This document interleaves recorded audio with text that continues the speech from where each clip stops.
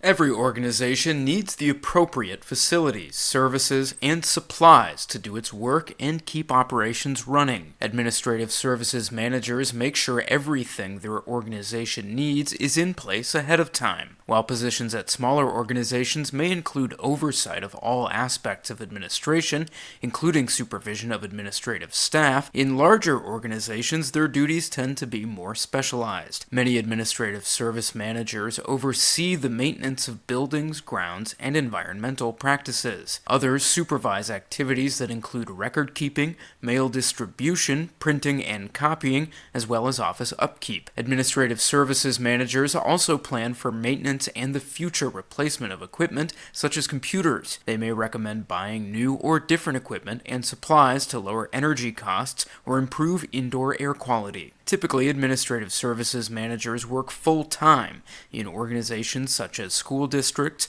healthcare facilities, and government agencies. They may leave the office to inspect facilities and supervise maintenance activities. Candidates for this field generally need a bachelor's degree and related work experience that shows management and leadership ability. For some positions, a high school diploma and significant work experience in roles such as facility management or technical positions may be enough.